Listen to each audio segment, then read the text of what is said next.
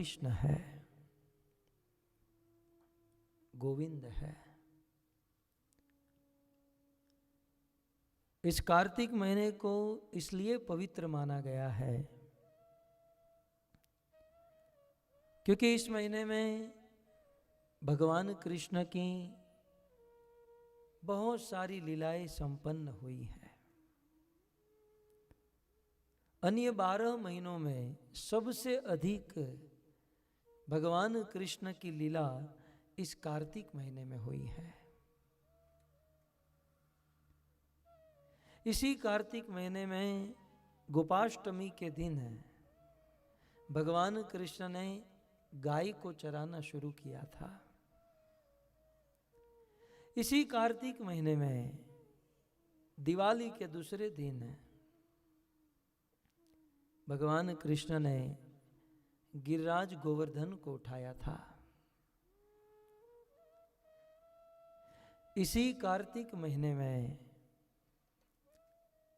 राधा कुंड का प्राकट्य हुआ था। इसी कार्तिक महीने में कालिया दमन आदि अनेकों लीला भगवान कृष्ण ने संपन्न की और उन समस्त लीलाओं में सबसे श्रेष्ठ लीला इस कार्तिक महीने में जो संपन्न हुई, बिल्कुल दिवाली के दिन भगवान श्री कृष्ण की एक बहुत सुंदर माधुर्य मंडित लीला हुई, जिस लीला का नाम है दामोदर लीला। इस दामोदर लीला को भक्त समाज बहुत पसंद करता है। बड़े बड़े आचार्य इस दामोदर लीला को गाते हुए थकते नहीं हैं। मैंने सुना है कि अन्य अन्य लीलाओं को तो महात्मा गण आचार्य गण संक्षिप्त में वर्णन कर देते हैं, परंतु दामोदर लीला को अनेक समय तक मंथन करते रहते हैं। तो ऐसी भगवान श्री कृष्ण की दामोदर लीला, उखल बंधन लीला, जो परम पवित्र है, इस आने वाले दिनों में यहाँ पर जो कथा का आयोजन हुआ है, इस कथा में हम दामोदर लीला की कथा सुनेंगे। पद्म पुराण में ऐसा वर्णन है, एक दिन द्वारिका नगरी में भगवान कृष्ण की 16,108 रानियां हैं। उनमें से एक रानी जिसका नाम है सत्यभामा। एक दिन सत्यभामा ने कृष्ण से कहा कि हे प्रभु, प्रभु आपको प्राप्त करने के लिए बड़े बड़े योगी योग करते हैं, ध्यानी लोग ध्यान करते हैं, तपस्वी लोग तपस्या करते हैं, अनेक अनेक जतन करने के बाद भी आपकी प्राप्ति करना बहुत मुश्किल है। प्रभु, मैं ये जानना चाहती हूं कि मैंने ऐसा कौन सा सुकृत किया था, मैंने ऐसा कौन सा सुंदर कर्म पुण्य किया था जिससे आज मुझे आपकी पत्नी बनने का सौभाग्य मिला। ये कौन कह रहा है? सत्यभामा। किसको? भगवान कृष्ण को। और प्रमाण क्या है? पद्म पुराण। पद्म पुराण में वेदव्यास मुनि ने ऐसा लिखा है। जब सत्यभामा ने पूछा कि मुझे आपकी पत्नी बनने का सौभाग्य मिला, इसका कारण क्या है, तब भगवान कृष्ण ने उत्तर देते हुए कहा कि सत्यभामा, सत्यभामा, तुम पूर्व जन्म में एक साधारण सी महिला थी, परंतु उस जन्म में तुमने एक बहुत सुंदर काम किया था। वो कार्य क्या था? बोले कार्तिक महीने में तुमने पूर्व जन्म में कार्तिक महीने में पूरे महीने तक इस दामोदर लीला का पाठ किया था। इस दामोदर लीला को गाते हुए, दामोदर अष्टकम गाते हुए भगवान दामोदर को दीप अर्पण किया था। और इसी के फल स्वरूप पूर्व जन्म में कार्तिक महीने में प्रतिदिन दामोदर अष्टकम का गान करते हुए, इस दामोदर लीला का स्मरण करते हुए मुझे दीप अर्पण किया था। इसलिए सत्यभामा तुम्हें इस जन्म में मेरी पत्नी बनने का सौभाग्य मिला। हमारा परम सौभाग्य है कि ऐसी कथा जो भगवान के साथ संबंध जुड़ा दे, फिर चाहे पत्नी का हो, सखा का हो, वात्सल्य हो, माधुर्य हो। तो ये दामोदर लीला भगवान के साथ संबंध जुड़ा देती है। ऐसी पवित्र लीला कथा हम यहाँ पर श्रवण करेंगे। कथा प्रारंभ करने से पहले मैं धन्यवाद करना चाहता हूँ चैतन्य आनंद प्रभु। तुम्हारा नाम चैतन्य आनंद है?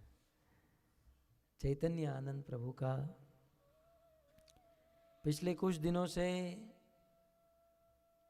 मुझे फॉलोअप कर रहे थे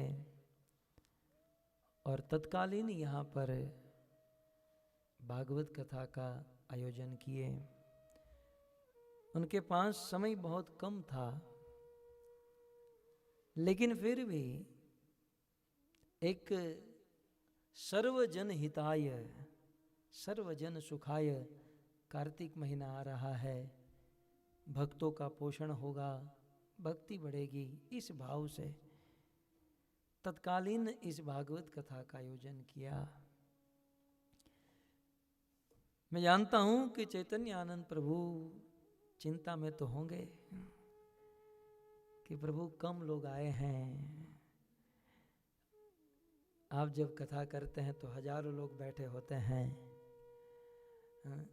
भारत में जब कथा करता हूं ना तो इतने लोग स्टेज पर होते हैं, म्यूजिक बजाना और सेवा में लगे रहते हैं। परंतु चिंता मत करें, हम तो चैतन्य महाप्रभु की परंपरा के भक्त हैं। हम उस परंपरा के भक्त हैं जहां गोदावरी के तट पर चैतन्य महाप्रभु वक्ता थे और केवल एक ही श्रोता थे, राय रामानंद। महाप्रभु तो और गंगा के तट पर उन्होंने कथा कही। 1 महीने तक लगातार सनातन गोस्वामी को एक ही श्रोता था। तीर्थराज प्रयाग में 10 दिन तक चैतन्य महाप्रभु ने भगवत कथा सुनाई, केवल एक ही श्रोता श्री रूप गोस्वामी। हम उस परंपरा से हैं जहां पर एक ही श्रोता हो तो भी कथा कही जाती है, और मैं यदि कहूं तो एक भी श्रोता न हो ना, फिर भी कथा कही जाती है। क्योंकि जहां पर कृष्ण कथा होती है, राम कथा होती है, वहां पर और कोई आए या ना आए, भगवान तो सबसे पहले आकर बैठ जाते हैं। भगवान तो सबसे पहले। और मैं तो अक्सर कहता हूं कि मैं जो कथा करता हूं इसका प्रथम वक्ता मैं स्वयं हूं। स्वांतः सुखाय तुलसी रघुनाथ गाथा। स्वांतः सुखाय, सर्वप्रथम श्रोता मैं हूं और दूसरे श्रोता मेरे कृष्ण है, मेरे राम है, मेरे हनुमान है। ये मेरे दूसरे श्रोता है। और तीसरे श्रोताओं का यदि भाग्य है तो आकर सुनते हैं, नहीं तो इस कलयुग में तो दुर्भाग्य ही दुर्भाग्य भरा पड़ा है। जानते हैं, इतनी सुंदर कथा का आयोजन, शुद्ध भागवत, शुद्ध कथा, ऐसी कथाओं में जो श्रवण करने हेतु आते हैं, शास्त्र में उसे मधुकर कहा गया, उसे भंवरा कहा गया।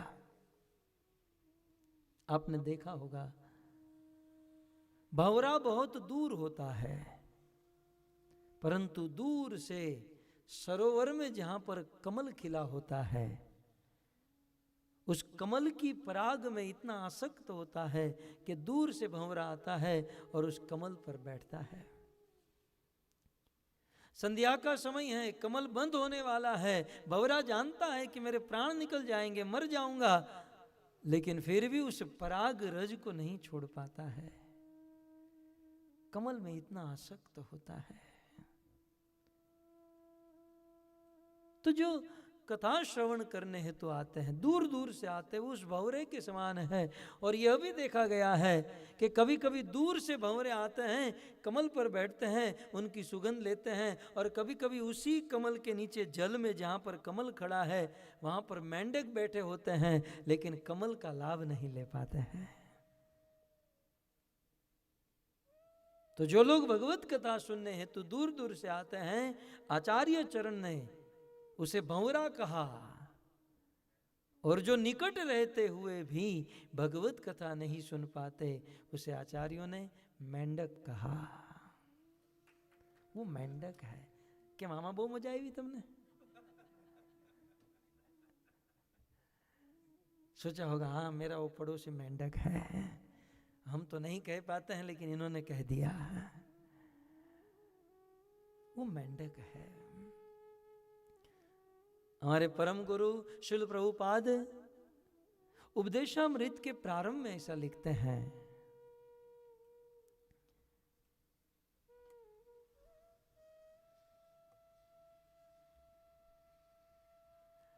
मेंढक जो होता है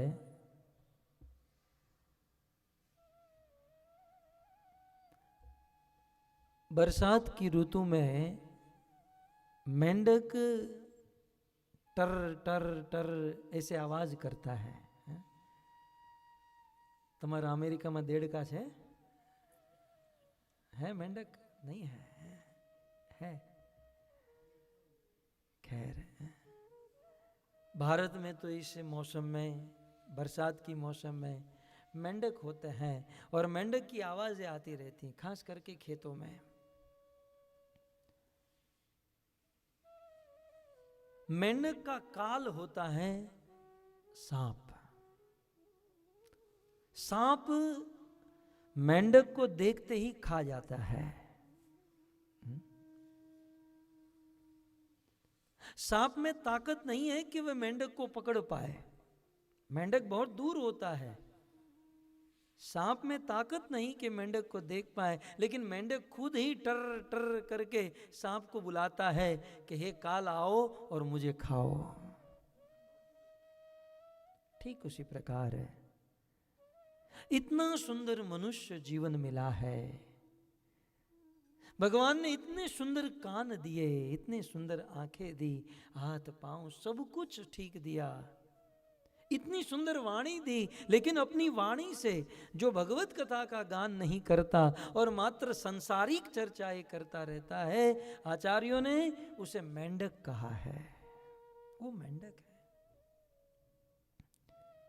तो परम सौभाग्य है कि चलो अमेरिका में मेंढक नहीं परंतु यहाँ पर मधुकर बैठे हैं, भंवरे बैठे हैं, जो भागवत को सुनने के लिए आए हैं। तो मैं धन्यवाद देता हूं चैतन्य आनंद प्रभु को, इस्कॉन न्यूयॉर्क को, और कथा शुरू करूं और मेरे आदरणीय भक्त अवतार प्रभु को याद न करूं तब तो अपराध हो जाए। इस अमेरिका में, न्यूयॉर्क में 2012 में हमारे वरिष्ठ भक्त अवतार प्रभु की इच्छा थी कि हम यहाँ पर आए, भागवत कथा करें। उन्होंने बहुत मेहनत की, परिश्रम किया, आयोजन भी कर दिया, यहां तक हॉल भी बुक करा दिया, परंतु संजोग ऐसा हुआ कि हम नहीं आ पाए और भक्त अवतार प्रभु की इच्छा अधूरी रह गई। लेकिन आज उनके आशीर्वाद से, भगवान की कृपा से, शिल प्रभुपाद की कृपा दृष्टि से हमारा यहाँ पर आना हुआ।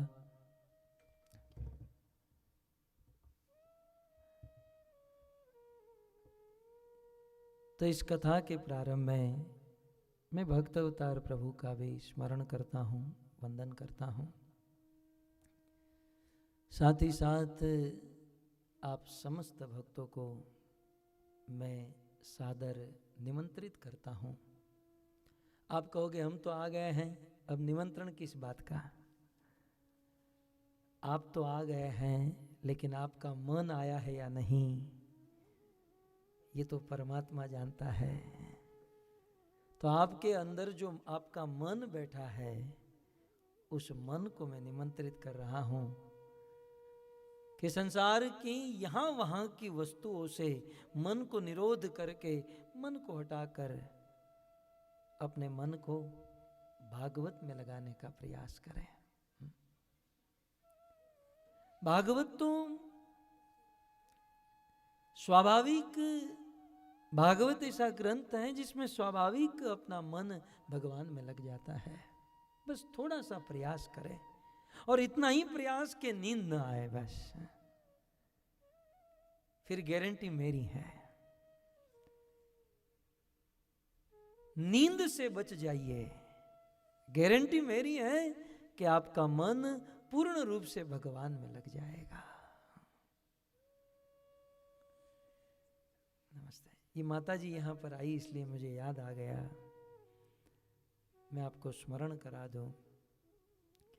शिल प्रभुपाद आज से 50 वर्ष पूर्व भारत से अमेरिका आए, अपने जलदूता मालवाहक जहाज में 1 महीना बैठकर आए, आप सब जानते हैं। और उस समय प्रभुपाद के हाथ में एक अटैची थी, उसमें कुछ कपड़े थे, एक जोड़ी करताल था, और उन्होंने भागवत का ट्रांसलेशन किया था और दिल्ली में उसे प्रिंट करवा के वो लेकर आ रहे थे। तो हमारा यह भी सौभाग्य है कि शिल प्रभुपाद 50 वर्ष पूर्व भारत से पहली बार अमेरिका आए, अपने हाथों से उन्होंने जो भागवत लिखा, भगवत कृपा से वही भागवत आज हमारे बीच में है, जो हमारे पास है, हमारे साथ है, जिनमें शिल प्रभुपाद जी के हैंड राइटिंग, प्रभुपाद जी ने नोट्स बनाई हुई। मानो ये शिल प्रभुपाद का एक आशीर्वाद, प्रभुपाद की एक आज्ञा है कि इस भागवत को इसी प्रकार से संसार में वितरित किया जाए। देखिए, भजन में आने के लिए, भक्ति में प्रवेश करने के लिए दुनिया में अनेकों साधन है। फिर से कहूं, भक्ति में प्रवेश करने के लिए दुनिया में अनेकों सेमिनार, अनेकों व्यवस्था, अनेकों साधन है, लेकिन कमी इस बात की है, भक्ति में आना तो आसान है, अनेक उपायों से, अनेक साधनों से भक्ति में आया जा सकता है, लेकिन भक्ति में टिकना ये बहुत मुश्किल है, बहुत मुश्किल।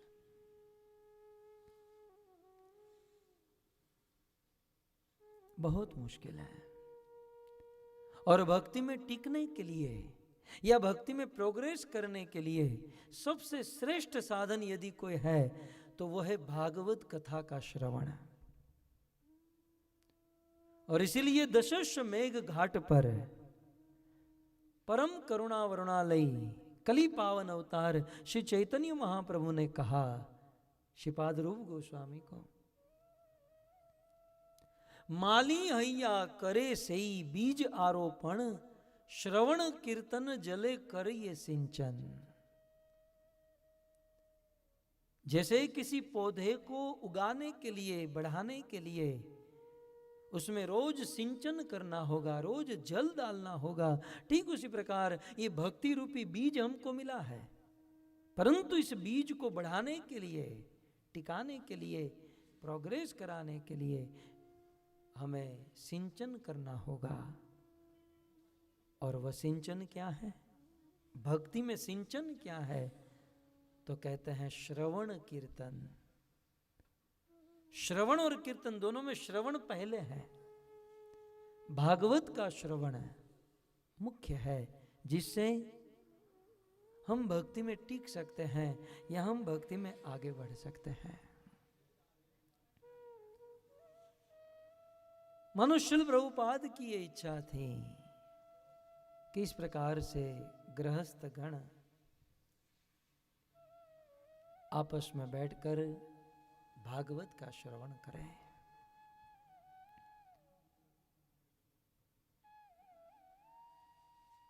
तो आज इस कार्तिक महीने में अमेरिका की इस धरती पर इस हनुमान मंदिर में इस्कॉन न्यूयॉर्क के द्वारा आयोजित भागवत शुरू करने जा रहे हैं। 7 दिन तक हम भगवान श्री कृष्ण की एक मधुर सुंदर लीला, दामोदर लीला के ऊपर कथा सुनेंगे। 5 दिन होगा, 7 सत्र होंगे। और उस दामोदर लीला का आधार श्रीमद् भागवत का 10वां स्कंद 9वां अध्याय होगा। परंतु श्रीमद् भागवत को हम चैतन्य महाप्रभु की दृष्टि से समझने का प्रयास करेंगे। आपको ऐसा लग सकता है कि आप जो भागवत कथा कर रहे हैं और हमने कहीं सुनी है, ये दोनों समान है। मैं मानता हूं कि कथा की स्टोरी जो है, लीला जो है, ये समान हो सकती है, लेकिन इस कथा के पीछे जो फिलोसॉफी है, जो दर्शन है, ये यहां पर कुछ विशेष है। क्योंकि यहां पर हम श्रीमद् भागवत को, भागवत की इस लीला को चैतन्य महाप्रभु की दृष्टि से, महाप्रभु के द्वारा दिए गए सिद्धांत के अनुसार समझने का प्रयास करेंगे। और महाप्रभु कौन है? श्रीमती राधा रानी के ही स्वरूप भगवान कृष्ण राधा का स्वरूप लेकर आए। राधा कृष्ण का मिलित स्वरूप श्री चैतन्य महाप्रभु। तो ऐसे महाप्रभु ने, श्री चैतन्य महाप्रभु ने चैतन्य चरितामृत में आदि लीला 4th अध्याय 21 और 24 नंबर का प्यार, हम इन 7 सत्र में इन 2 प्यारों को रोज गाएंगे। बहुत सुंदर भाव से आप गा सकते हैं। और इन प्यारों को ध्यान में रखते हुए, इस दर्शन, इस फिलोसॉफी को ध्यान में रखते हुए भगवान कृष्ण की बाल लीला, दामोदर लीला को समझने का प्रयास करेंगे। तो आप सब, शुरू में कठिन लगेगा, परंतु धीरे धीरे फिर आपको याद हो जाएगा। मेरे पीछे, मेरे साथ नहीं है, मेरे पीछे गाने का प्रयास करें। पहले मैं गाऊंगा एक पंक्ति, फिर आप गाएंगे, फिर मैं गाऊंगा, फिर आप गाएंगे।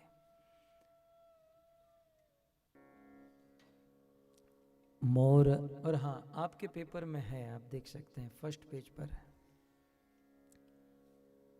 मोर पुत्र मोर सखा, मोर प्राणपति, मोर पुत्र, गाइए, मोर प्राण, इनको दीजिए, मोर मोर पुत्र मोर सखा, मोर प्राणपति,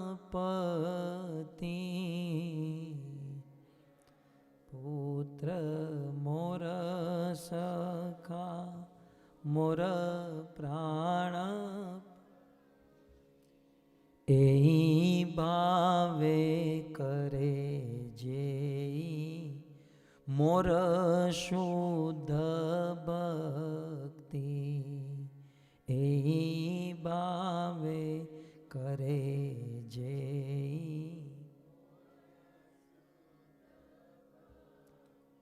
એ ભાવે કરે જે મોર શુદ્ધ ભક્તિ કરે જે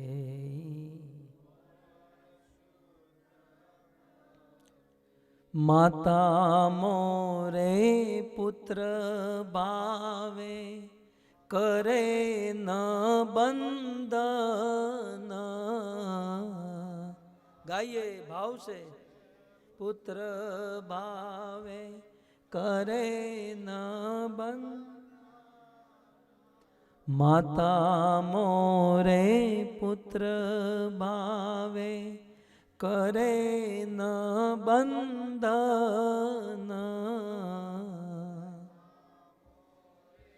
પુત્ર ભાવે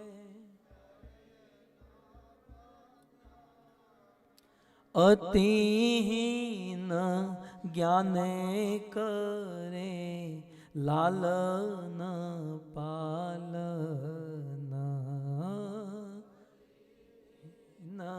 જ્ઞાને કરે લાલન આ અતિહીન જ્ઞાન કરે લાલન પાલન